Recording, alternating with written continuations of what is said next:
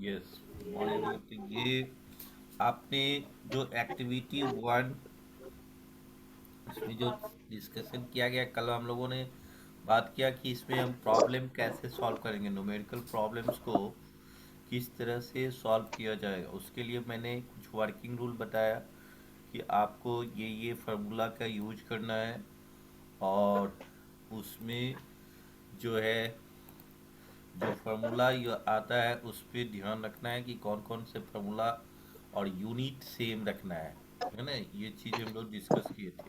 ठीक है, इसमें मेनली आपको distance to speed into time, ये आपका था, है ना। स्पीड टू टाइम का था प्रॉब्लम। अब ग्राफ जो है, ग्राफ के में आपको दो वेरिएबल क्वांटिटी होता है ना। ओके, तो उसके बीच में ये रिलेशन फाइंड आउट करना है, that is known as graph. तो इस फॉर्मूला के हेल्प से आप जो भी अदर जो प्रॉब्लम बना होगा, इसी से बनता है ना। उसमें यूनिट, एसआई यूनिट को मेंशन करना है ना। सारे एसआई यूनिट पे केयरफुली ध्यान रखना होगा। ये होना चाहिए। ओके। हाँ, तो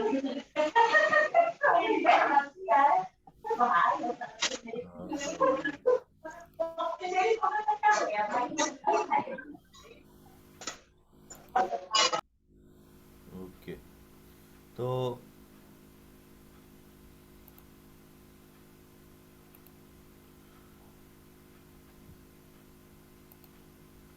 ये देखो, तो ग्राफ बनाने समय में ये ग्राफ क्या है, एक तरह से दो वेरिएबल क्वांटिटी के बीच में रिलेशन है। जैसे ये वर्टिकल लाइन है, this vertical line is known as Y axis, इसको वर्टिकल लाइन कहते हैं, है ना।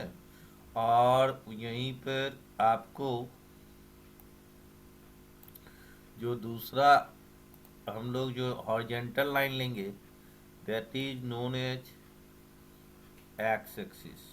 ओके, तो ये एक्स एक्सिस है ना,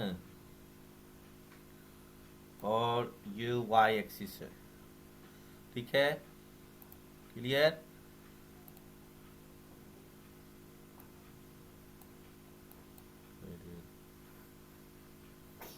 आपने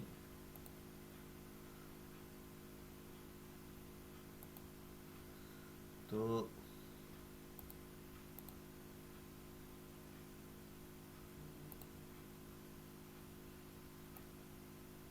ये तो ये देखिए, आपको इस जगह ये एक्सिस जो हो गया वो एक्स एक्सिस हो गया, है ना। और ये जो है आपको वाई एक्सिस हो गया।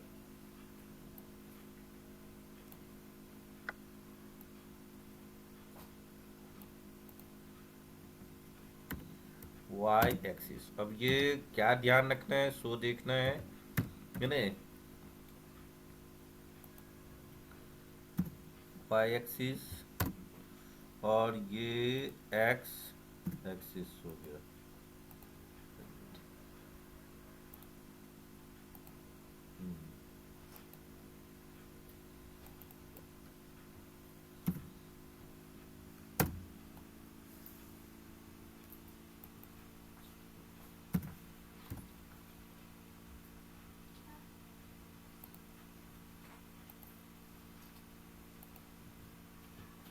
ओके, तो आपने ट्राई नहीं करते रहते हैं। तो देखिए, एक्स एक्सिस पर हमें क्या रखना है। एक्स एक्सिस पर हमेशा जो है वह इंडिपेंडेंट वेरिएबल का रखते हैं हम लोग, है ना। Independent variable. अब इंडिपेंडेंट वेरिएबल क्या है, ये जानना होगा आपको। है ना, इंडिपेंडेंट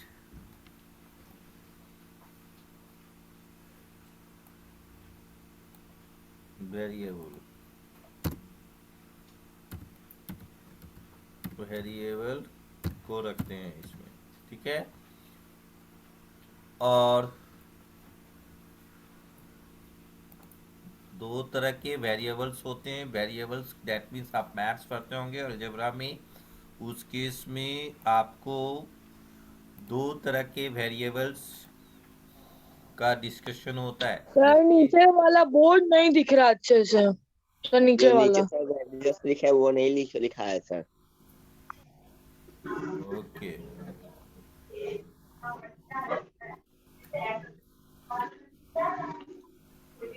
सर सर सर मतलब कि जो वाई एक्सिस होगा सर, उसमें डिस्टेंस होगा सर। तो डिस्टेंस होगा कि टाइम होगा सर? क्या होगा? सर वाई एक्सिस आप पे पहले डिस्टेंस वेरिएबल होगा को कि समझने टाइम? की कोशिश करोगे तब ना समझ में आएगा जी। अब यहाँ पर डिस्टेंस होगा, वो गिवन टू क्वांटिटी पर डिपेंड करेगा ना जी, हैं? वह ओके सर। आपको दो क्वांटिटी जो दिया रहेगा उस पे निर्भर करेगा वो, है ना, कि वह कौन चीज़ों को रखना है। स्पीड टाइम का ग्राफ होगा तो स्पीड वाई एक्सिस पर रखा जाएगा, और जो है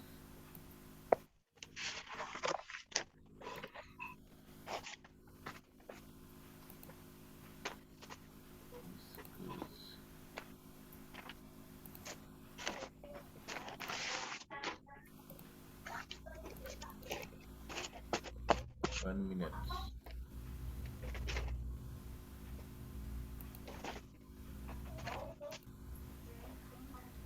ओके, तो यहाँ पे वाई एक्सिस पे आपको डिपेंडेंट वेरिएबल को रखना है। डिपेंडेंट वेरिएबल क्या है ना, डिपेंडेंट वेरिएबल को रखना है। ये ग्राफ अपने कॉपी में नोट करोगे, ठीक है।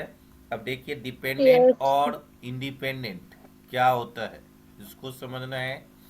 ये वाई एक्सिस जो है, इस जगह आपको Y axis, vertical line is called Y axis, horizontal line is called X axis. इस केस में आपको एक्स एक्सिस पर जो इंडिपेंडेंट वेरिएबल का मतलब है किसी पे डिपेंडेंट नहीं होना। वेरिएबल और कांस्टेंट, दो मैथ्स में अगर कोई एक इक्वेशन है 3x + y = 7, तो यहाँ पर कांस्टेंट हो गया 3 और 7, और वेरिएबल हो गया एक्स और वाई, ठीक है, दो वेरिएबल हो गया। तो आप जो ग्राफ प्लॉट करते हैं ये दो वेरिएबल क्वांटिटी के बीच में रिलेशन को फाइंड आउट करता है।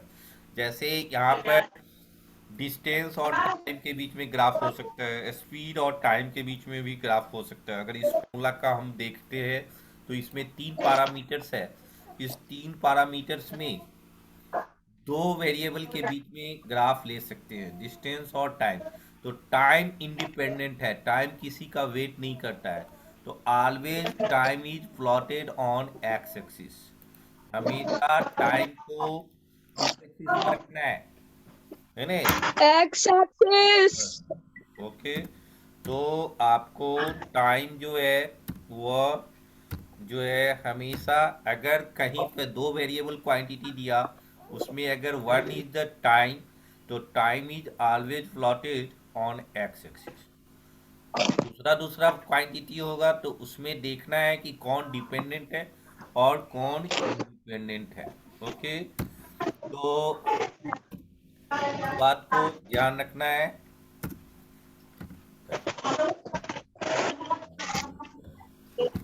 हम्म, तो टाइम, इसको हम टाइम भी कह सकते हैं, टाइम एक्सिस भी कह सकते हैं। X axis is also known as time axis. अगर टाइम आपको वेरिएबल क्वांटिटी, वेरिएबल का मतलब है जिसका वैल्यू बदलता रहता है। ओके, तो आपने जो इस जगह आप जो देख रहे हैं उस केस में डिस्टेंस को हम कहाँ रखेंगे? अगर डिस्टेंस टाइम ग्राफ लेना है तो डिस्टेंस को वाई एक्सिस पर लेना है, और आपको टाइम को जो है, ये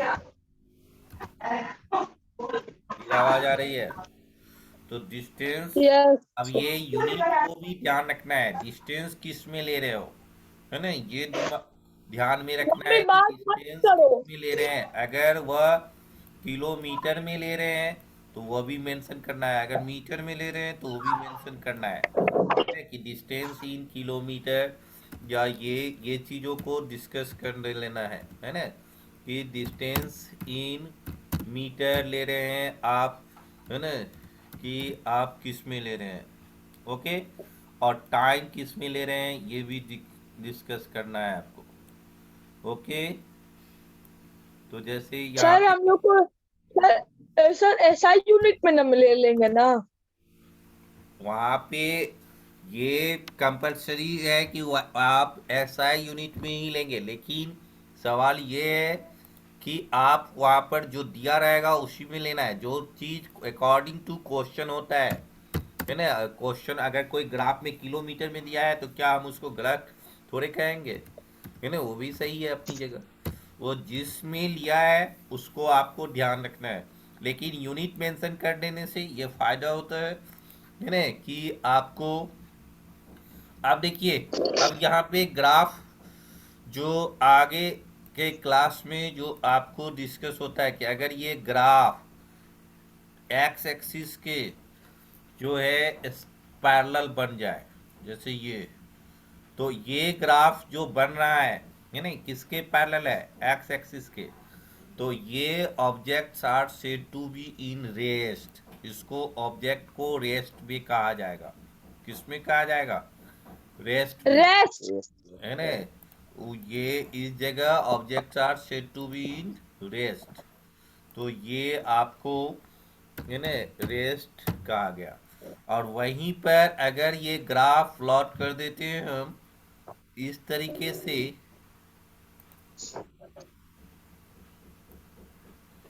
ये ग्राफ प्लॉट कर दिया दूसरा नंबर में, है ना, इसी में मैंने तो दोनों सर ये यूनिफॉर्म मोशन में। मोशन में है, और वह यूनिफॉर्म स्पीड से जा रहा है, वो, है ना, वह जो जा रहा है वह किस स्पीड में जा रहा है? यूनिफॉर्म स्पीड में, है ना। तो क्योंकि ये ग्राफ का जो स्लोप है Y axis by X axis, और डिस्टेंस डिवाइडेड बाय टाइम क्या होगा? स्पीड, है ना। तो ये यूनिफॉर्म स्पीड को इंडिकेट करता है ना। अगर वह ग्राफ मेक सर्टेन स्लोप, है ना, तो ये आपको यूनिफॉर्म स्पीड को इंडिकेट किया। M I right? Yes sir.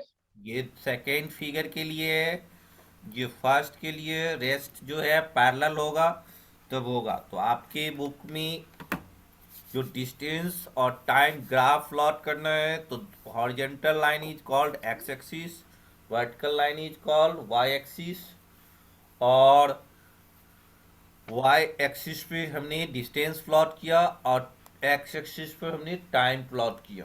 Okay, clear? Yes sir. कोई प्रॉब्लम है?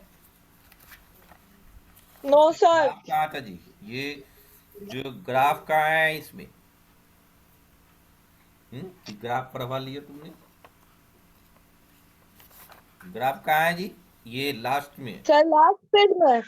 हाँ, तो ये ग्राफ, वैसे आप देखिए, ये पेज नंबर 93 में देखिए, डिस्टेंस कवर्ड इन किलोमीटर, ये इन आवर है। तो यहाँ पर जो स्पीड यूनिफॉर्म स्पीड को इंडिकेट करता है, जो स्लोप आप देख रहे हैं वह किलोमीटर पर आवर में हो जाएगा वह स्पीड, ठीक है। तो objects are said to be in uniform motion, इसको आप यूनिफॉर्म मोशन भी कर सकते हैं। Uniform, if an object covers equal distance in equal interval of time, uniform motion, okay. This is also known as uniform. अगर ये graph certain slope बनाता है तब जो आपको ग्राफ दिया हुआ है, बार ग्राफ, जो स्टैटिक्स में भी मैथ्स में भी पढ़ते होंगे, है ना? Am I right? Yes, statics Yes, sir. sir. आप पढ़ते होंगे बार ग्राफ, पाई ग्राफ। ये दो पिक्चर्स जो पेज Pie नंबर chart. में दिया Sir, है। data handy. हैं? Data handy. Sir pie chart sir, उसमें सर डाटा हैंडलिंग में। यस, उसी को स्टैटिक्स बोला जाता है। तो यहाँ पे जो मैं ओके कह सर। रहा हूँ उसको फॉलो करो पहले, है ना? जरे आकांक्षा कुमारी,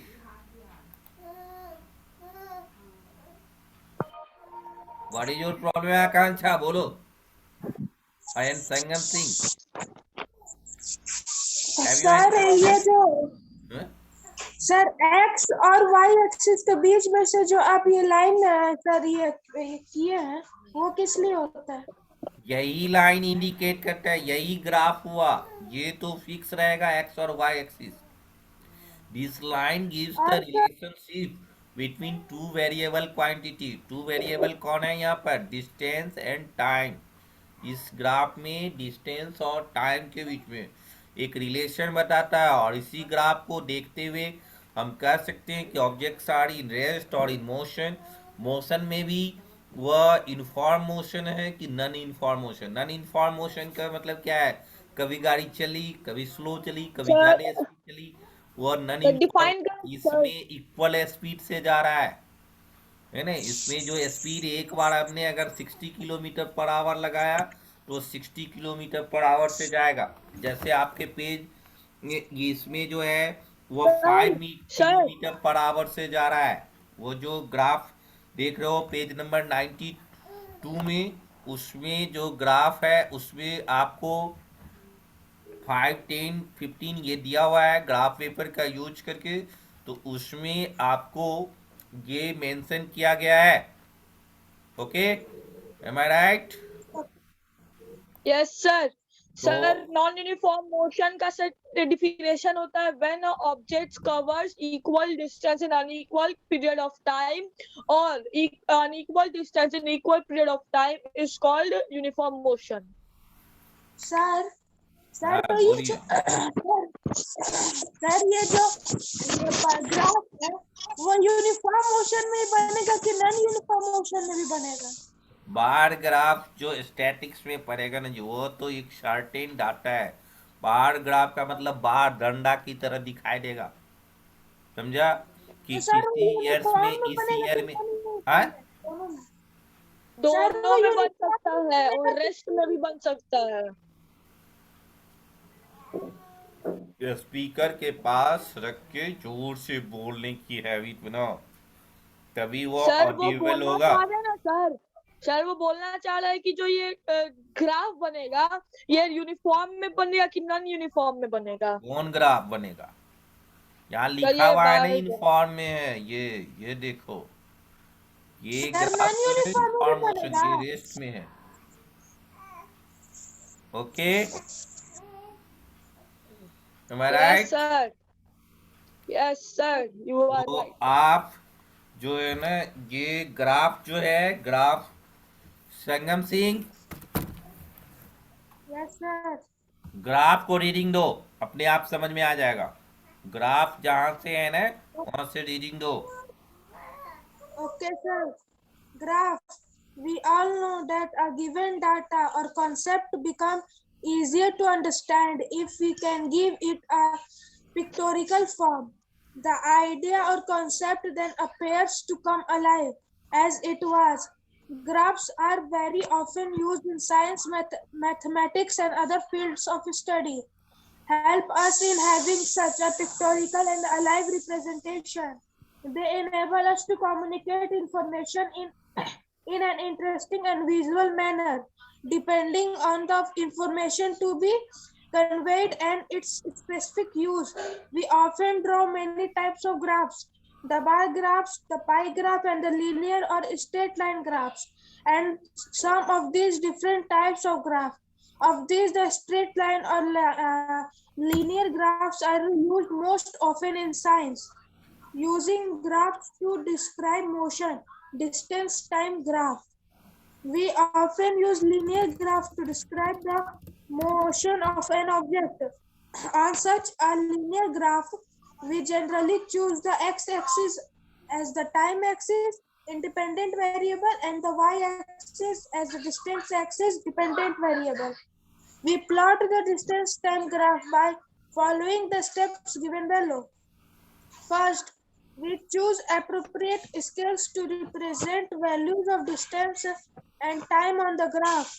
The scale should not be too large or too small. It should be such that it enables us to utilize the maximum part of the graph.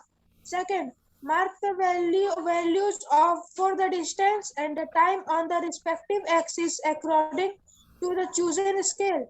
Third, next mark the point on the graph according to the given set of their values. Fourth, join all the points on the graph. For an object having a uniform motion, the distance time graph would be straight, inclined to the time axis.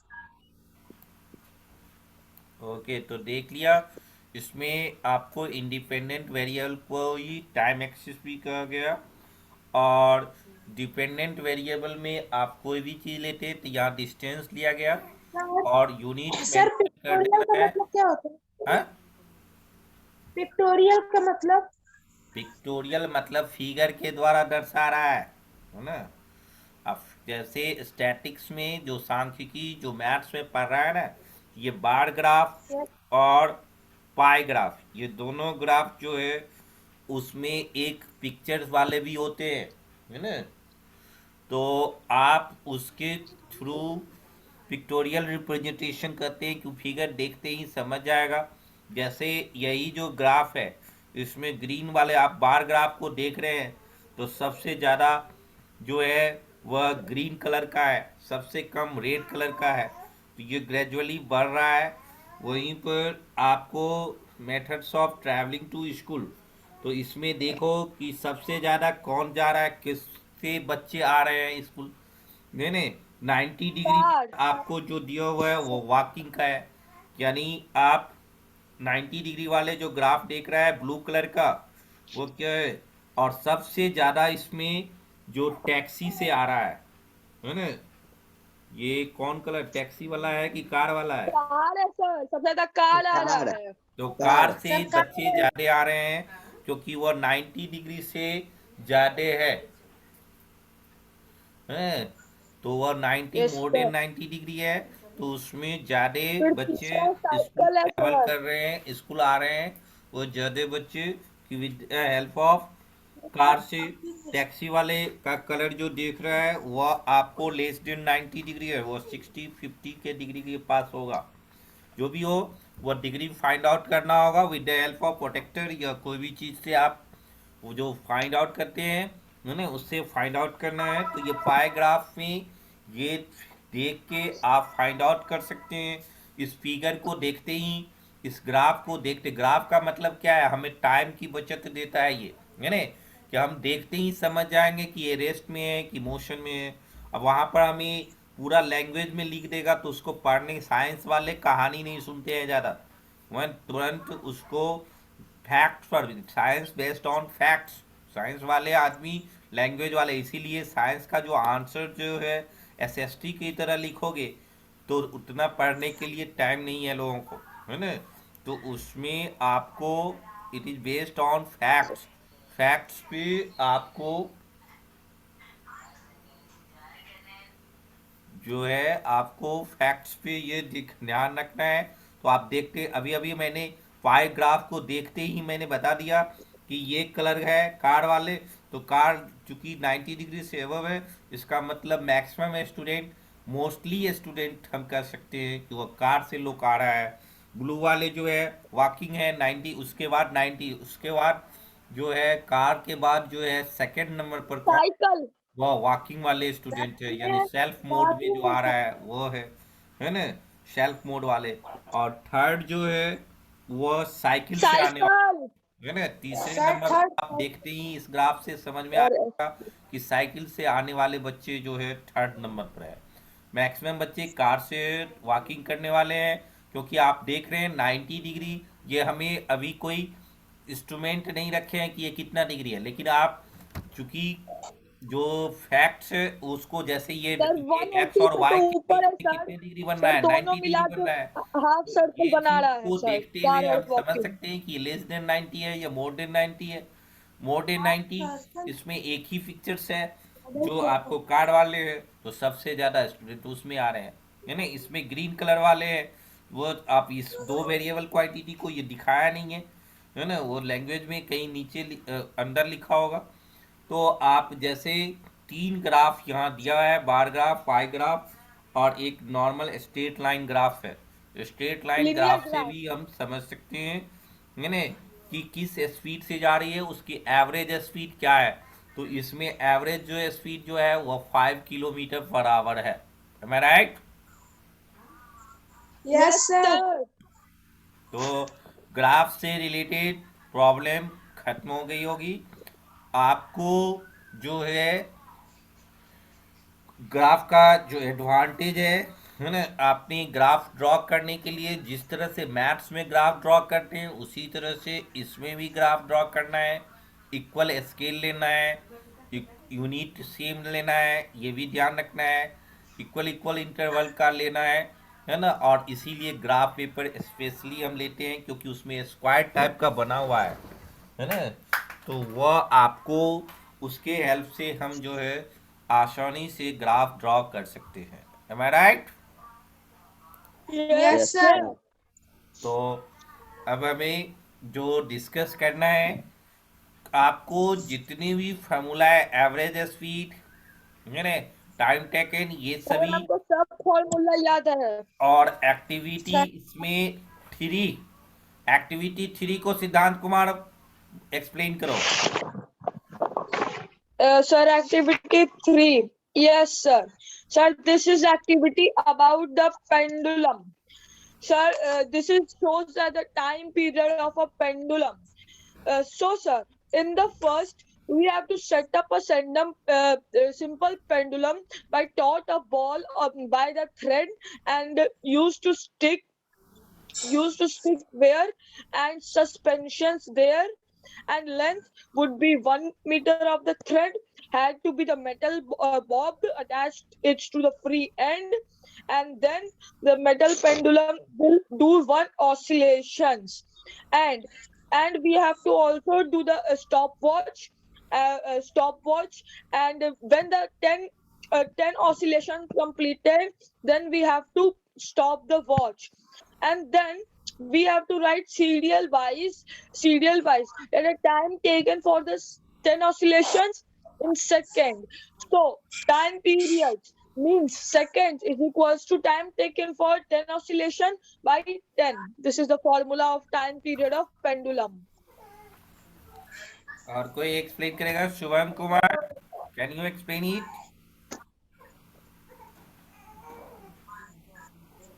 Shubham Kumar, are you listing?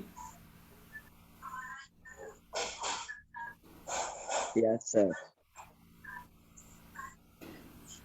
सुन रहे हो? Yes, sir. तो can you explain?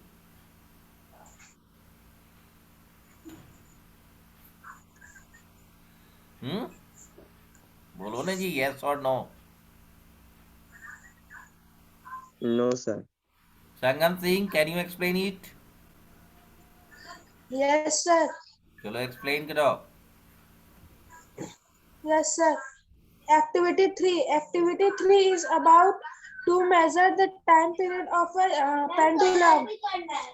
First, the materials are thread that's we have to take a thread that's length is 1 meter and a bob and a ball that the thread attach it to the its free end. Second, yeah. Then after, first we take the ball at a rest place, and then we take a stopwatch. After some time, we displace the bob of the pendulum to one side, and release it gently. Let the pendulum oscillate for some time. Start a stopwatch when a bob is at one of its extreme position. Let the bob complete 10 oscillation, then stop the stopwatch. What would you observe first? First time taken to complete 10 oscillation, and sir, repeat, uh, and also the you also. तो देखो, seeing this activity 3, what we see, time period of simple pendulum depends Sir, upon time what? period of pendulum. Time period of the simple pendulum depends upon what? Mass of the bob, length of the simple Yes, sir, mass pendulum, of the किस पे bob. Depend करेगा?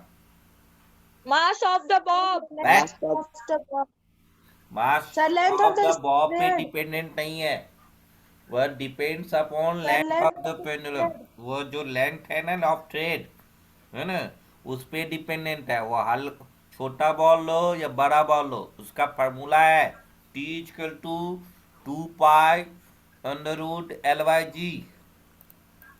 Sir लिखवा दीजिए तो formula sir. Sir उस पर लिख दीजिए। ओके, ये बैट का फार्मूला लिखने में दिक्कत होती है ना। तो टाइम पीरियड जो है ऑफ द सिंपल पेंडुलम, वो टी इक्वल टू 2 पाई, पाई का सिंबल का इसमें ऑप्शन नहीं दिया हुआ है। ओके, अच्छा सर बोल दीजिए एक बार। 2 pi t is pi equal to pi 2 pi square root देना है एल वाई जी, जी एल वाई जी।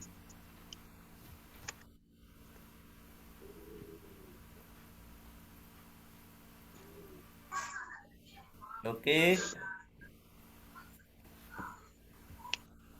एक बार कॉपी में लिख के दिखा दीजिए। बैट, जो बोल रहे हैं उसको सुनना है ना। पाई चार्ट अभी सर देखिए तो तो सर सिद्धांत शर्मा का सर ऐसे लिखना है। पाई जैसे लिखाता है वैसे लिखना है।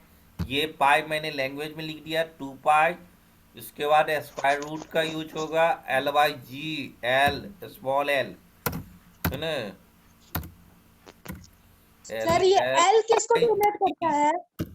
ये where l is the length of the simple pendulum, जिसको thread length of the thread कर सकते हैं। G is the acceleration due to gravity. और इसमें आपको जो है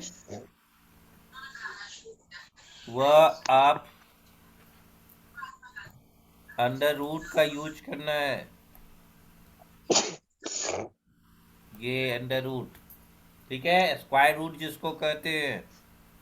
M I right? Yes yes sir लेकिन पढ़े नहीं है sir square root. Square root 8 class में पढ़ना है। तो आपको जो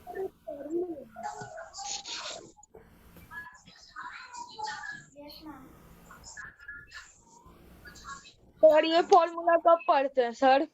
है, सर ये फॉर्मूला कब पढ़ते हैं, कौन से क्लास में?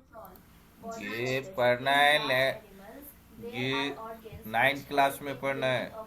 तो आपने यहाँ पर जो इसमें यही चीज डिस्कस किया गया है।